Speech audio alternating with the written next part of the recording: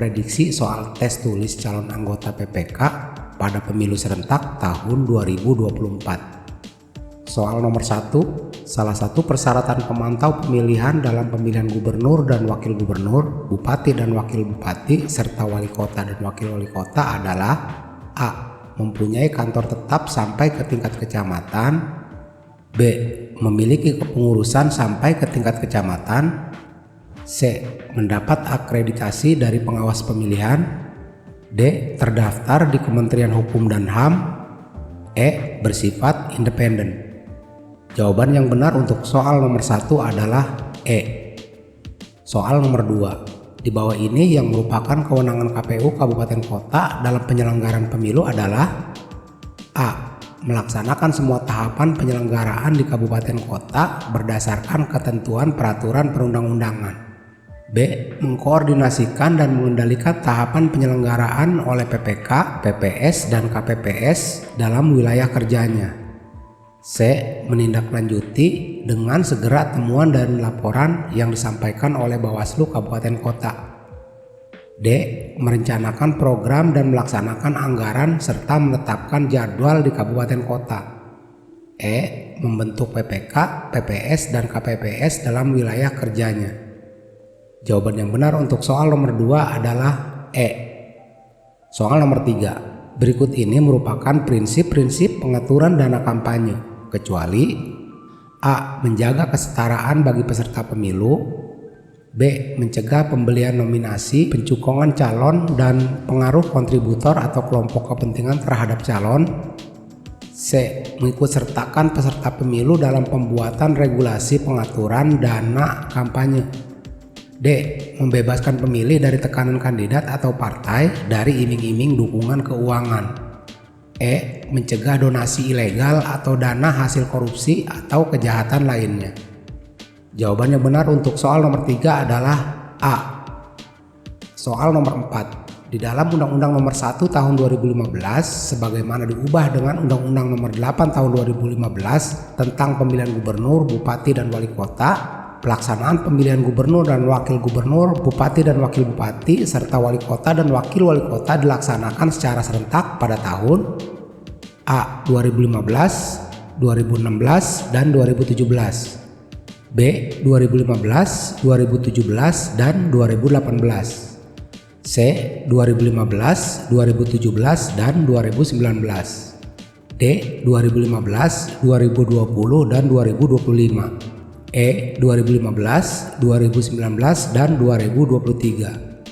Jawaban yang benar untuk soal nomor 4 adalah A. Soal nomor 5. Hingga saat ini, perubahan Undang-Undang Dasar 1945 telah dilakukan sebanyak 4 kali. Perubahan pertama dilakukan pada tahun A. 1998, B. 1999, C.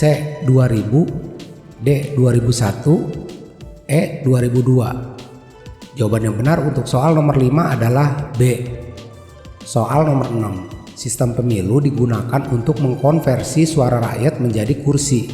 Setiap sistem pemilu setidaknya memerlukan 5 unsur, yaitu kecuali A. Besaran dapil atau district magnitude dan ambang batas atau threshold, B.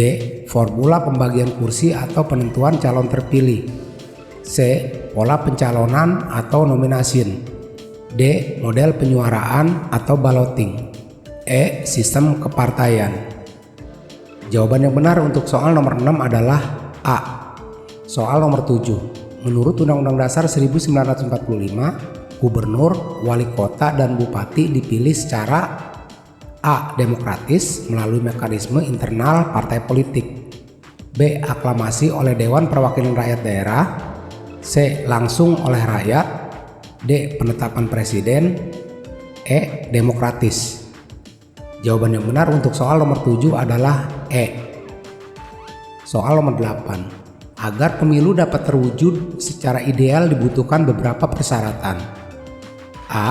Adanya kebebasan untuk mengetahui dan memperbincangkan pilihan. B. Adanya pemerataan bobot suara semua rakyat. C. Adanya lembaga pengawas pemilu yang mandiri. D. Adanya kebebasan untuk memilih. E. Adanya prosedur pencoblosan dan penghitungan surat suara serta pelaporan hasil penghitungan surat suara secara akurat. Jawaban yang benar untuk soal nomor 8 adalah E. Soal nomor 9. Asas pemilihan umum menurut pasal 22E Undang-Undang Dasar 1945 adalah berikut ini, kecuali A. Adil, B. Terbuka, C. Bebas, D. Langsung, E. Rahasia. Jawaban yang benar untuk soal nomor 9 adalah B.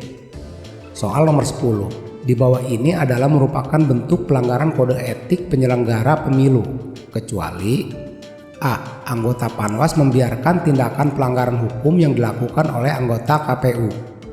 B. Dengan sengaja tidak memberitahukan pilihannya kepada orang lain. C. Keberpihakan terhadap salah satu peserta pemilu.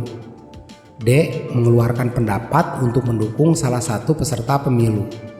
E. Melakukan tindakan yang melampaui batas kewenangan. Jawaban yang benar untuk soal nomor 10 adalah B. Soal nomor 11. Anggota KPU Kabupaten Kota wajib mematuhi kode etik yang disusun dan disetujui bersama oleh A. Bawaslu, Mahkamah Konstitusi dan Mahkamah Kehormatan Dewan. B. DKPP, Bawaslu dan Mahkamah Konstitusi. C. KPU, Bawaslu dan Mahkamah Konstitusi. D. DKPP, KPU dan Mahkamah Konstitusi. E. KPU, Bawaslu dan DKPP. Jawaban yang benar untuk soal nomor 11 adalah E. Soal nomor 12. Jumlah partai politik lokal peserta pemilu tahun 2009 di Provinsi Aceh adalah A. 3 partai politik, B. 4 partai politik, C. 5 partai politik, D. 6 partai politik, E. 7 partai politik. Jawaban yang benar untuk soal nomor 12 adalah D. Soal nomor 13. Jumlah partai politik lokal peserta pemilu tahun 2014 di Provinsi Aceh adalah A. 3 partai politik, B. 4 partai politik, C. 5 partai politik, D. 6 partai politik, E. 7 partai politik. Jawaban yang benar untuk soal nomor 13 adalah A. Soal nomor 14. Jumlah partai politik lokal peserta pemilu tahun 2019 di Provinsi Aceh adalah A. 3 partai politik, B. 4 partai politik, C. 5 partai politik, D. 6 partai politik, E. 7 partai politik. Jawaban yang benar untuk soal nomor 14 adalah B. Lanjut ke soal nomor 15. Untuk menjalankan tugas dan fungsi dalam penegakan kode etik penyelenggara pemilu, Dewan Kehormatan Penyelenggara Pemilu membentuk A. Keputusan DKPP dan pedoman pemeriksaan dugaan pelanggaran kode etik, B. Surat edaran DKPP dan juknis tata cara pengaduan, C. Peraturan DKPP dan keputusan DKPP, D. Peraturan DKPP dan maklumat DKPP, E. MOU antara KPU, Bawaslu, dan DKPP. Jawaban yang benar untuk soal nomor 15 adalah C. Soal nomor 16. Berdasarkan Undang-Undang Nomor 7 Tahun 2017, berapa hari jangka waktu pembentukan pengawas TPS sebelum hari pemungutan suara? A. 7 hari, B. 14 hari, C. 21 hari, D. 23 hari, E. 30 hari. Jawaban yang benar untuk soal nomor 16 adalah B. Soal nomor 17. Di bawah ini yang tidak termasuk lembaga negara di Indonesia setelah amandemen Undang-Undang Dasar 1945 adalah A. Majelis Permusyawaratan Rakyat, B. Dewan Perwakilan Rakyat, C. Dewan Perwakilan Daerah, D. Dewan Pertimbangan Agung, E. Presiden. Jawaban yang benar untuk soal nomor 17 adalah D. Soal nomor 18. Sebelum berlaku Undang-Undang Nomor 7 Tahun 2017, penyelenggara pemilu diatur dalam Undang-Undang A. Undang-Undang Nomor 22 Tahun 2007, B. Undang-Undang Nomor 8 Tahun 2012, C. Undang-Undang Nomor 12 Tahun 2003, D. Undang-Undang Nomor 15 Tahun 2011, E. Undang-Undang Nomor 2 Tahun 2011. Jawaban yang benar untuk soal nomor 18 adalah D. Soal nomor 19. Berdasarkan Undang-Undang Nomor 7 Tahun 2017, ambang batas suara nasional yang diperoleh partai politik peserta pemilu agar dapat disertakan dalam penghitungan kursi untuk DPR RI adalah sebesar A. 2,5%, B. 3%, C. 3,5%, D. 2%, E. 4%. Jawaban yang benar untuk soal nomor 19 adalah E.